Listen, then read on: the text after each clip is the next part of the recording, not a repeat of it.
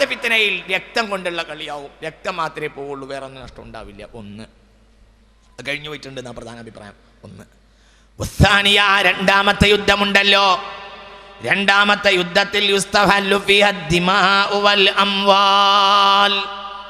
രണ്ടാമത്തെ യുദ്ധത്തിൽ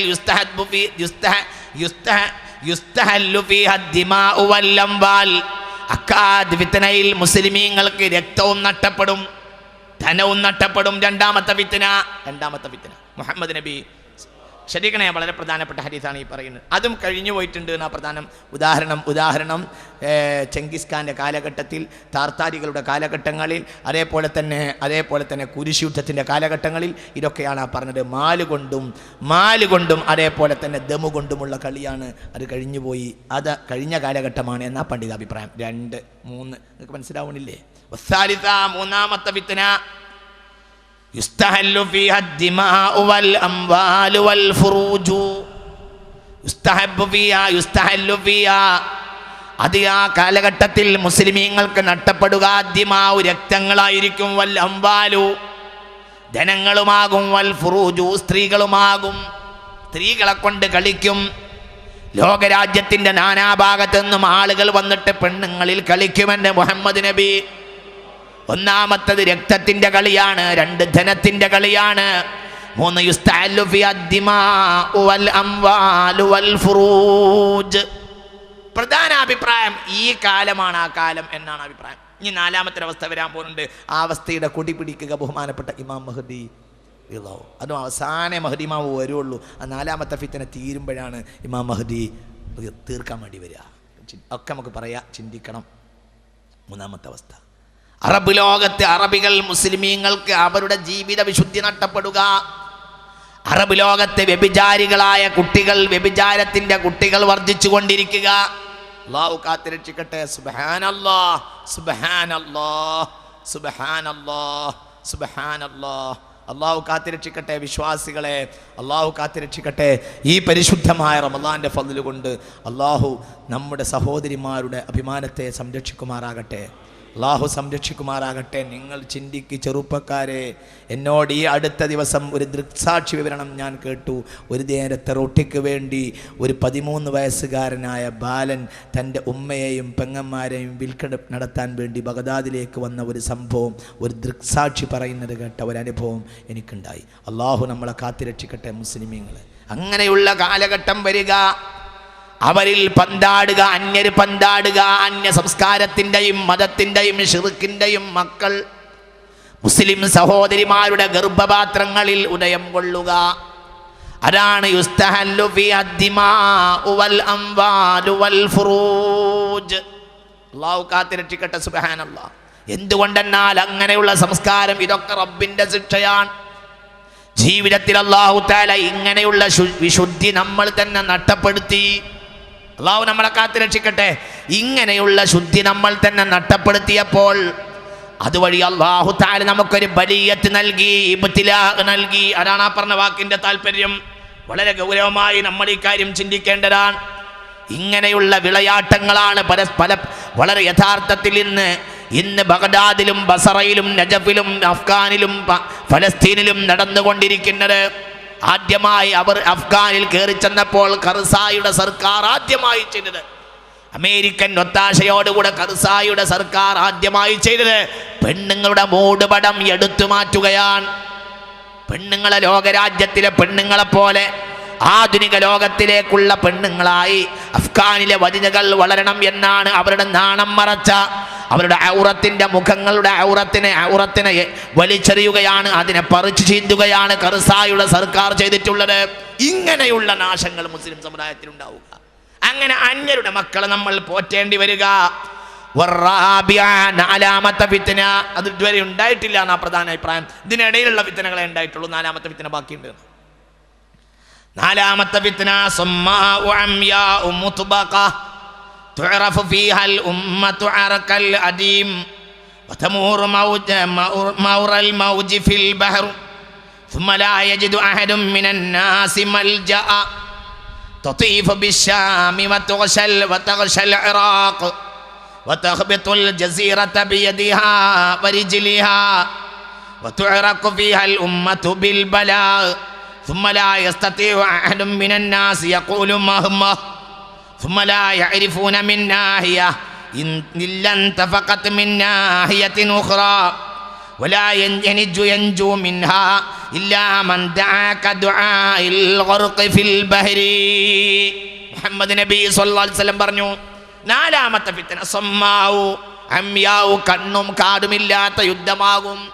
കണ്ണും കാടുമില്ലാത്ത യുദ്ധം ലോകത്തുണ്ടാവും. അള്ളാഹു നമ്മളെ കാത്ത് രക്ഷിക്കട്ടെ. അറബികൾക്കിടയിൽ തുത്തുബക്കാത്, അട്ടിയുടെ മേൽ ഒന്നിന് മേൽ ഒന്നയായി വരും. എല്ലാ നാടിലും ഉണ്ടാകും. ഓരോരുത്തരും ഇതാ കണ്ണ് വെച്ചിട്ടുണ്ട്. അമേരിക്കയുടെ അടുത്ത കണ്ണ് സിറിയയിലേക്കാണ്. അമേരിക്കയുടെ അടുത്ത ശ്രദ്ധ സിറിയയിലേക്കാണ്. പുതിയ ഒരു ഇരയെ കൂടി അവർക്ക് ഇറാന്റെ ഭാഗത്ത് വർഷങ്ങളായി അവർ നോട്ടമിട്ട് കൊണ്ടിരിക്കുന്ന ഇരയെ കിട്ടിയിട്ടുണ്ട്. നിങ്ങൾ ആലോചിച്ച് നോക്കണം. ഇവരെക്കാൾ ഇപ്പോൾ 10-12 വർഷങ്ങളായി ആണവായുധങ്ങൾ വികസിപ്പിച്ചു എന്ന പേരിലാണ് ഇറാഖിനെ വേട്ടയാടിയത്. ഇപ്പോൾ ഇവർ തന്നെ പറയുന്നു ആണവായുധമൊന്നും ഇറാഖിന്റെ കൈവശമുണ്ടായിരുന്നില്ല. എന്നാ പിന്നെ പിടിച്ച ആളെ അങ്ങോട്ട് വിട്ടൂടെ? അത് ചെയ്യണില്ല. ചിന്തിക്ക്. അങ്ങനെയൊന്നും ഇറാഖിന്റെ കയ്യിലുണ്ടായിരുന്നില്ല. അങ്ങനെ നാശീകരണ ആയുധമൊന്നും അവർ വികസിപ്പിച്ചെടുത്തിട്ടില്ല. എന്ന് ഇവർ സമ്മതിച്ചു കൊണ്ടിരിക്കുന്നു. എന്നാൽ പിടിച്ച ആളെ വിടാൻ ഇവർ തയ്യാറുണ്ടോ? ഇല്ല. ഇവർ സാന്ദർഭികമായ പേരുകളും ന്യായങ്ങളും പറയുക മാത്രം ചെയ്യും. അവർ നമ്മുടെ മേൽ കയറി വരാനുള്ള ന്യായങ്ങൾ കൊണ്ടുവരും. ഇനി ഒരു വലിയ യുദ്ധം വരാൻ പോകുന്നുണ്ടെന്ന് മുഹമ്മദ് നബി. പണ്ഡിതന്മാർ ഈ പറയുന്ന 4ാമത്തെ യുദ്ധം ഇതുവരെ സംഭവിച്ചിട്ടില്ല എന്ന അഭിപ്രായക്കാരാണ്. എന്താ യുദ്ധം? അതിന് കണ്ണും കാതും ആ യുദ്ധത്തിനുണ്ടാവില്ല. മുത്തുബക്ക, അത് അട്ടിയട്ടിയായി കയറി വരും.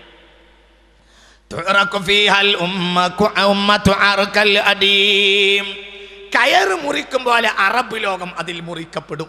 കയറ് മുറിക്കും പോലെ ഓരോരുത്തരെയും മുറിക്കപ്പെടും. പരസ്പരം ഒരാൾക്കും സഹായിക്കാൻ കഴിയാത്ത അവസ്ഥ വരും. പരസ്പരം ഛിന്ന ഭിന്നമാകും.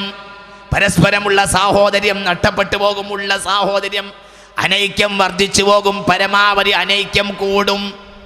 ഈ അനൈക്യത്തെ കൂടിയാണ് ലോകം മുഴുവനും അവർ കോളനിയാക്കിയതെങ്കിൽ ആ അവസ്ഥ വരികയും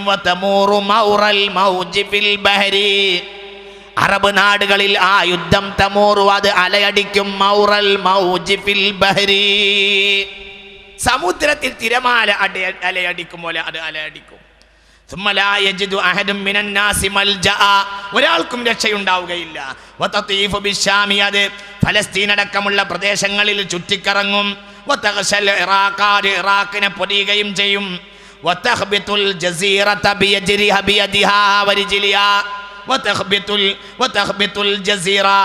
അറബ് ലോകത്തെ ജസീറ എന്ന് പറയുന്നത് ഇന്നത്തെ സൗദി അറേബ്യ, കുവൈത്ത്, UAE, ഒമാന്, ബഹ്റൈനി അടക്കമുള്ള മൊത്തം പ്രദേശങ്ങൾക്കാണ് ജസീറ എന്ന് പറയുക. ആ ജസീറയെ അത് കാലുകൊണ്ട് ചവിട്ടുകയും തൊഴിക്കുകയും ചെയ്യും.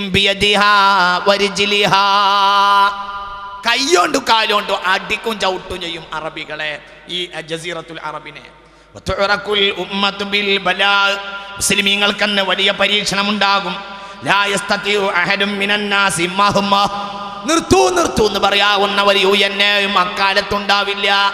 ഒരു കോഫി അന്നനുമില്ല, ഒരു ചായ അന്നനുമില്ല, ഒരാളുമില്ല. ഒരാളൊന്ന് നിർത്തൂ എന്ന് പറയാൻ അക്കാലത്ത് ആളുകൾ ഉണ്ടാവില്ല.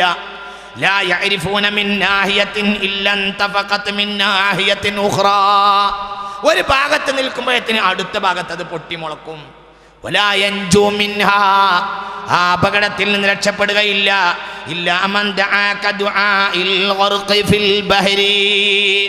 സമുദ്രത്തിൽ മുങ്ങുമ്പോൾ നടത്തുന്ന പ്രാർത്ഥന കൊണ്ടല്ലാതെ അന്ന് രക്ഷപ്പെടുകയില്ല. സമുദ്രത്തിൽ മുങ്ങുന്ന അവസാനത്തെ പ്രാർത്ഥന മുഹമ്മദ് നബി പരിശുദ്ധമായ, നോക്കൂ നിങ്ങൾ, ചില ഹദീസും കൂടി പറയാ, ബാക്കി നമുക്ക് നാളെ പറയാൻ തീരില്ല ഈ വിഷയം. വളരെ ചിന്തിക്കണം. അടുത്ത ആഴ്ച, അടുത്ത ശനിയാഴ്ച നമുക്ക് ബാക്കി പറയാം. വളരെ ചിന്തിക്കണം. ഹബീബായ മുഹമ്മദ് നബി സല്ലല്ലാഹു അലൈഹി വസല്ലമ, അതായത് പരിശുദ്ധ ബദറിന്റെ തലേന്നാൾ അള്ളാഹുന്റെ ഹബീബ് ഇങ്ങനത്തെ ദുആ ചെയ്തിട്ടുണ്ട്. അള്ളാഹു രണ്ടാലൊന്ന് തീരുമാനിച്ചോ, ഇനി എങ്ങാനും ഈ സമൂഹത്തിന് രക്ഷപ്പെടുത്തിയിട്ടില്ലെങ്കിൽ നിനക്ക് ആരാധിക്കുന്ന ഒരാള് ഈ ഭൂമികത്തുണ്ടാവൂല എന്ന് പറയുന്ന അവസ്ഥയിലേക്ക് മുസ്ലിമീങ്ങൾ കൂട്ടമായി ചേരും. അങ്ങനെ ഉണ്ടായാലല്ലാതെ മുസ്ലിമീങ്ങൾ ഒന്നു ചേർന്നാലല്ലാതെ മുസ്ലിമീങ്ങളെ മുറിക്കപ്പെടും, ഒന്നും ചെയ്യാൻ കഴിയില്ല. അവർ കൂട്ടമായി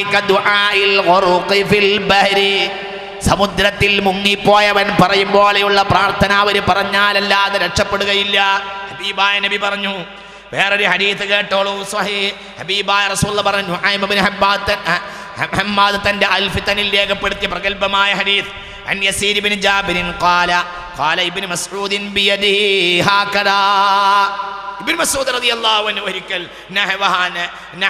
നഹവശാമി, ഫലസ്തീന്റെ ഭാഗത്തേക്ക് ഇങ്ങനെ കൈ നീട്ടി, എന്നിട്ട് പറഞ്ഞു, അദുവു യജ്തമിഊന ലിഅഹ്ലിൽ ഇസ്ലാം, ശത്രു അവിടെ വന്നിട്ടാണ് ഒരുമിച്ച് കൂടുക, അവിടെയാണ് ശത്രുക്കൾ ഒരുമിച്ച്